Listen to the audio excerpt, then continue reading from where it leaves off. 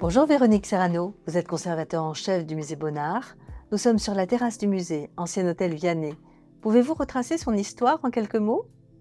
L'hôtel Saint-Vianney, avant d'être le musée Bonnard, était justement un hôtel, une pension de famille. Il a été construit par un architecte qui s'appelait Lantôme et c'est l'un des nombreux témoignages de l'architecture Belle Époque de la ville du Cannet.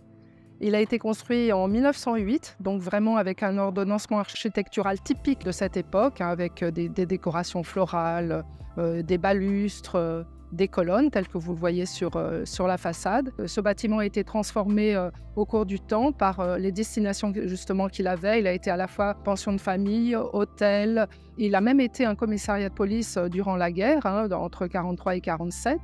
Et ensuite, il est devenu à nouveau un hôtel, puisque la ville du Cannet était vraiment un lieu aussi où les estivants et les hivernants venaient se reposer.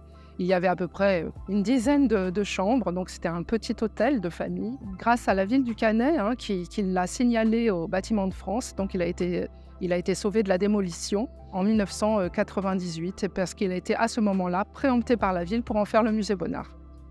Sa superficie? La superficie du bâtiment est à peu près de 900 mètres carrés et puis dans les surfaces d'exposition, à peu près 550 mètres carrés. Le bâtiment allie plusieurs styles architecturaux. Oui, il allie plusieurs styles architecturaux, surtout depuis la rénovation du bâtiment, puisque la nouvelle destination de ce bâtiment était de devenir le musée Bonnard. Donc il y a eu un concours d'architecture qui a été lancé en 2006. Et forcément, son style architectural allait changer à ce moment-là, parce qu'il était nécessaire d'avoir des espaces supplémentaires pour en faire un musée. L'architecture Belle Époque qui a été conservée, avec une adjonction contemporaine, beaucoup plus, liée aussi aux rigueurs de la muséographie, de ce qu'est un musée, de ce qu'est d'accueillir un grand nombre de publics.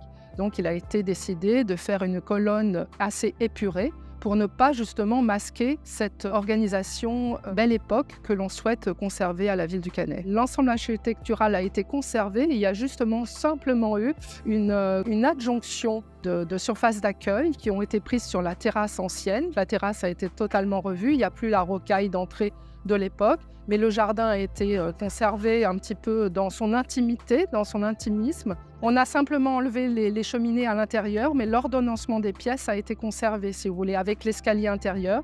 Aujourd'hui, on bénéficie de deux escaliers, l'escalier de la maison initiale et le nouvel escalier qui est là derrière nous et qui est cette grande colonne de verre qui permet d'avoir une vue à la fois sur le village et sur la mer. Ces vues que Bonnard avait justement depuis chez lui.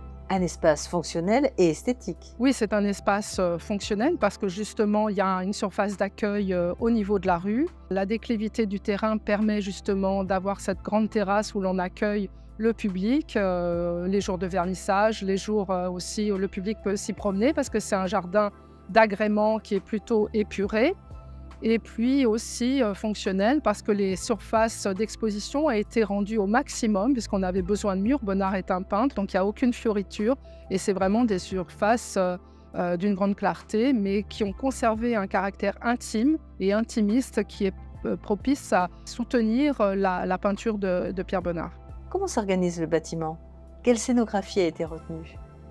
Alors au départ, dans le programme architectural, il y avait bien sûr un scénographe spécialiste de muséographie qui était Birgit Freeland, qui travaillait avec l'agence d'architecture Ferrero et Rossi, qui a proposé un programme par rapport à leur concours. Et petit à petit, bien sûr, ce programme a évolué en fonction de l'usage que l'on en fait au musée, des expositions que l'on fait, mais on reste toujours fidèle à montrer plus la peinture que la scénographie. Donc la scénographie reste un support visuel, mais très, très simple, très, très pur. On travaille sur les couleurs, on travaille sur des textes de salle.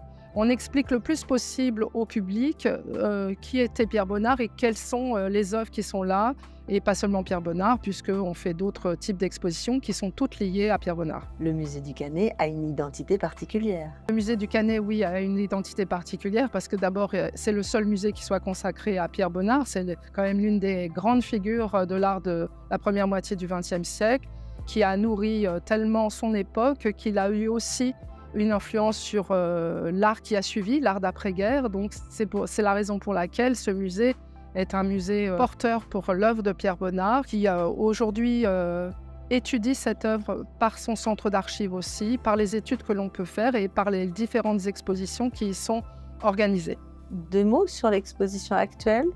Alors l'exposition actuelle est consacrée aux loisirs, à l'époque de Pierre Bonnard, donc à cette belle époque. On est en plein dans l'époque de notre musée, et qui s'appelle On sort, et il s'agit de montrer combien les loisirs, à une époque où on ne parlait pas de temps libre, ont été une source d'inspiration gigantesque, énorme pour certains artistes, notamment Toulouse-Lautrec qui est présent dans l'exposition, Louis Anquetin, bien sûr Pierre Bonnard qui est présenté massivement, Ibels, que l'on appelait le Nabi journaliste, et un certain nombre de grands artistes. Il y a une vingtaine d'artistes différents qui entourent les œuvres de Pierre Bonnard et qui sont traités par thème à la fois les loisirs de plein air et les loisirs nocturnes, qui sont bien sûr les sujets les plus traités, puisqu'il s'agit de cabaret, de moulins rouges, de patinage aussi, donc des loisirs très nombreux à cette époque. Alors on peut visiter cette exposition très fraîche qui vous donnera envie de sortir jusqu'au 5 novembre.